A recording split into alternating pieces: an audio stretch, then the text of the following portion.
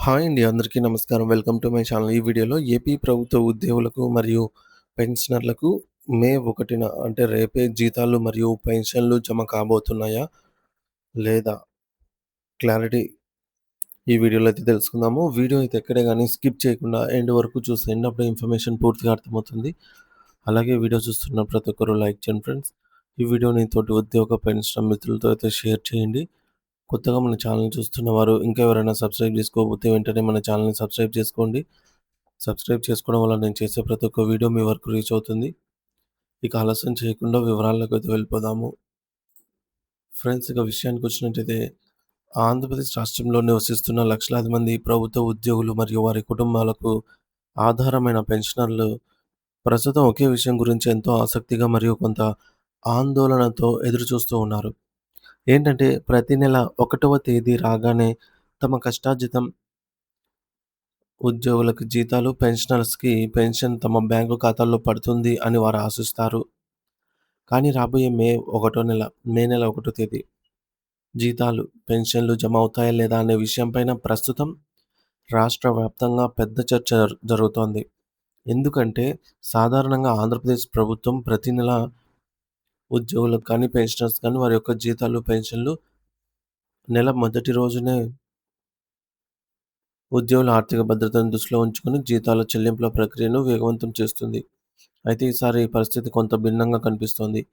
మే నెల 1 తేదీన ప్రపంచవ్యాప్తంగా జరుపుకునే అంతర్జాతీయ కార్మిక దినోత్సవం లేదా మజ్దూర్ దినోత్సవం కావడంతో ఆ రోజు ప్రభుత్వం అధికారిక సెలవు దినంగా అయితే ప్రకటించింది.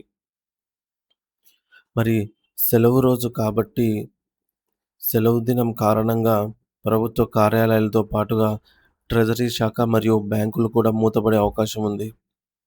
దీనివల్ల ఆర్థిక లావాదేవీలు సకాలంలో జరుగుతాయా అనే అనుమానాలు వ్యక్తమవుతున్నాయి.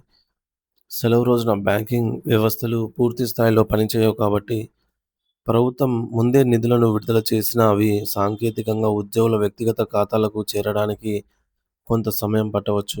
గత చరిత్రను గమనిస్తే ఇలాంటి సెలవు దినాలు వచ్చినప్పుడు ప్రభుత్వం ఒకరోజు ముందుగానే అంటే నెల ఆఖరు రోజులోనే జీతాల బిల్లులను ఆమోదించి నిధులు విడుదల చేసిన సందర్భాలున్నాయి.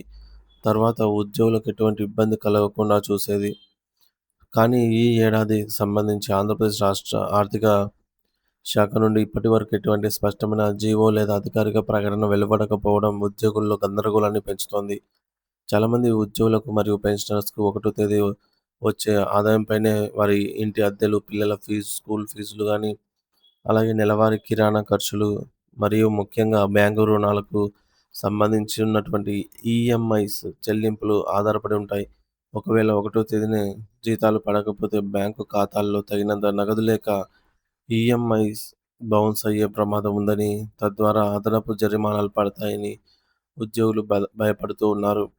బ్యాంకులు సెలవులో ఉన్నప్పుడు ఆటోమేటిక్‌గా పేమెంట్ సిస్టమ్ ద్వారా నగదు జమ కావడం అనేది పూర్తిగా ఆర్‌బీఐ సర్వర్లు మరియు స్థానిక బ్యాంకుల పనితీరుపై ఆధారపడి ఉంటుంది. కొన్నిసార్లు ప్రభుత్వం జీతాల బిల్లులను సీఎఫ్ఎంఎస్ పోర్టల్‌లో ప్రాసెస్ చేసినప్పటికీ బ్యాంకింగ్ క్లియరెన్స్‌లో ఆలస్యం జరగడం వల్ల నగదు చేరడానికి 2, 3 రోజులు పట్టే అవకాశం కూడా లేకపోలేదు. ప్రస్తుతానికి రాష్ట్ర ఆర్థిక పరిస్థితి మరియు ఎన్నికల వంటి ఇతర రాజకీయ పరిణామాల నేపథ్యంలో ప్రభుత్వం ఈ చెల్లింపు విషయంలో ఎలాంటి నిర్ణయం తీసుకుంటుందోనని అందరూ ఉత్కంఠతగా అయితే గమనిస్తున్నారు. వివిధ ప్రభుత్వ ఉద్యోగాల సంఘాలు మరియు పెన్షనర్ల అసోసియేషన్స్ ఇప్పటికే ప్రభుత్వంపై ఒత్తిడి తెస్తున్నాయి. సెలవు దినం కంటే ముందు రోజు అంటే ఈరోజు కనీసం ముందు రోజైనా జీతాలు అందేలాగా చూడాలని విజ్ఞప్తి చేస్తూ ఉన్నాయి.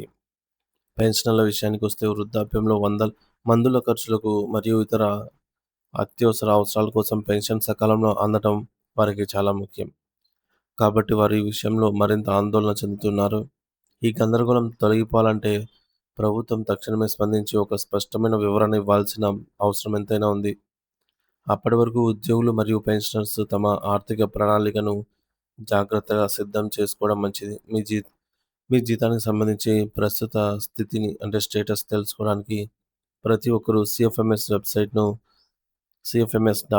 cfms.ap.gov.in లాగిన్ అయ్యి అక్కడ మీ యొక్క బెనిఫిషియరీ ఐడీ ద్వారా బిల్ స్టేటస్ చెక్ చేసుకోవచ్చు.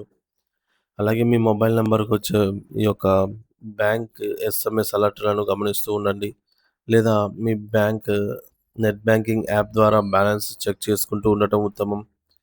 ప్రస్తుతం ప్రభుత్వం నుండి ఏదైనా సానుకూల నిర్ణయం వస్తుందని కార్మిక దినోత్సవం రోజే ఉద్యోగుల ముఖాలు ముఖాల్లో చిరునవ్వులు వికసిస్తాయి అనైతే ఆశిద్దాం.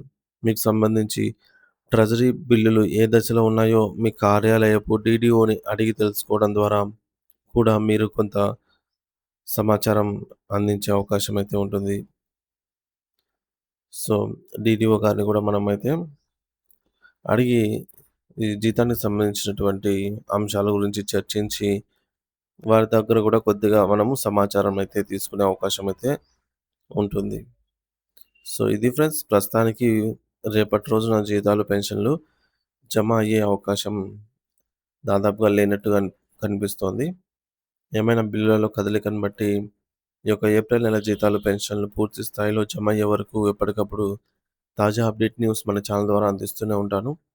ఇంకా ఎవరైనా మన ఛానల్‌ని సబ్స్క్రైబ్ చేసుకోకపోతే వెంటనే మన ఛానల్‌ని సబ్స్క్రైబ్ చేసుకొని అప్డేట్స్ అయితే ఫాలో అవుతూ ఉండండి. Thank you for watching this video.